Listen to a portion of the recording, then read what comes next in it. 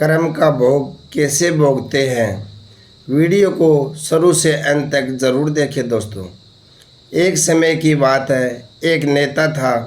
उसने अपने जीवन में कभी भी अच्छा काम नहीं किया, हमेशा दूसरों को परेशान करता था।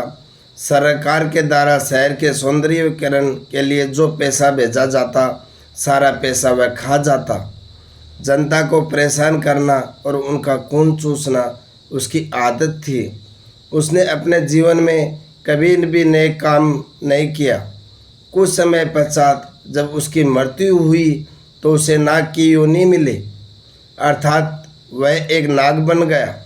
एक दिन उस नाग के सिर पर किसी ने पत्थर मार दिया, जिससे वह लहूलुहान हो गया। उसके सिर से खून निकलने लगा और उसके सिर पर घाव हो गया। वहीं कुछ चींटियाँ उसके सिर पर जहाँ पर घाव हुआ था वो उसकी खून पीती और उसके शरीर का मांस खाती। उस समय उस नाग को बड़ी पीड़ा होती थी और वह अपने सिर को बहुत झटकता कि चींटियाँ भाग जाए, लेकिन जितना ज़्यादा वो अपने सिर को झटकता उतनी ही ज़्यादा और चींटियाँ उसके सिर पर आ जाती थी और उस नाग का खून चूसती थी और उसका मांस खाती थी। दोस्तों, अब आप ही सोच लीजिए कि उसके शरीर में सिर्फ जान नहीं निकल रही थी, बाकी सारी दुर्गति उनके साथ हो जाती थी। वह नाग बहुत ही कष्ट में था और मन ही मन ईश्वर से वह प्रतिदिन यह प्रार्थना करता था कि हे प्रभु, मेरी जान ले लो और मुझे इस नाग योनि से मुक्त कर दो। एक दिन उसी रास्ते से एक साधु गुजर रहा था।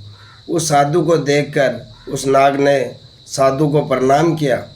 साधु ने उसकी दुर्दशा देखी, जिससे वह साधु का हृदय पिघल गया।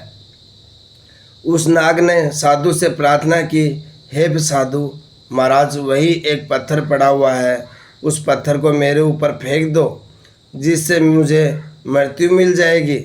मृत्यु के बाद मुझे यह कष्ट तो नहीं भोगना पड़ेगा। उस साधु ने नाग से कहा कि मैं तुम्हें मार दूंगा तो तुम्हें तो इस योनि से मुक्ति तो मिल जाएगी, लेकिन नाग हत्या का पाप मेरे सिर पर आ जाएगा, इसलिए मैं यह पाप बिल्कुल नहीं करूँगा। तब उस नाग ने साधु महाराज से कहा कि ऐसा मैंने कौन सा पाप किया था जिससे मुझे इतना कष्ट भोगना पड़ रहा है। तब साधु महाराज ने कहा कि पिछले जन्म में तुम्हें एक नेता थे और सरकार के द्वारा जो भी पैसा जनता के लिए भेजा जाता था वो सारा पैसा तुम ही रख लेते थे और जनता की भलाई के लिए तुमने एक भी नेक काम नहीं किया। तुमने हमेशा जनता को परेशान किया है और उनका खून चूसा है, इसलिए इस जन्म में तुम नाग बने हो और जनता जिसका तुमने खून चूसा था वो ये चींटियाँ बनी है। आज ये तुम्हारा खून चूस रही है। उस नाग को अपने किए हुए बुरे कर्म का बड़ा पछतावा हुआ, लेकिन अब तो कुछ नहीं हो सकता। इसलिए दोस्तों, प्रत्येक मनुष्य को अपने अच्छे कर्म बुरे कर्म का फल भोगना ही पड़ता है। ये कहानी से शिक्षा मिलती है दोस्तों, हमें ये कहानी से शिक्षा मिलती है कि हमें कभी भी दूसरे के साथ गलत नहीं करना चाहिए। हमें दूसरों को कभी भी परेशान नहीं करना चाहिए। यदि हो सके तो हमें आवश्यकतानुसार दूसरों की हमेशा मदद करनी चाहिए।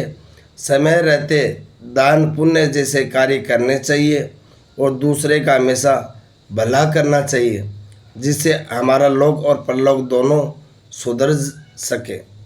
दोस्तों, आप सभी से एक छोटी सी विनती करता हूँ, निवेदन है, वीडियो अच्छी लगी तो प्लीज़ चैनल को सब्सक्राइब करें और एक लाइक करना न भूलें। वीडियो कैसी लगी कमेंट बॉक्स में जाकर कमेंट ज़रूर करें। बेल आइकन प्रेस करना न भूलें ताकि आने वाली वीडियो की नोटिफिकेशन आपको सबसे पहले मिले। धन्यवाद दोस्तों।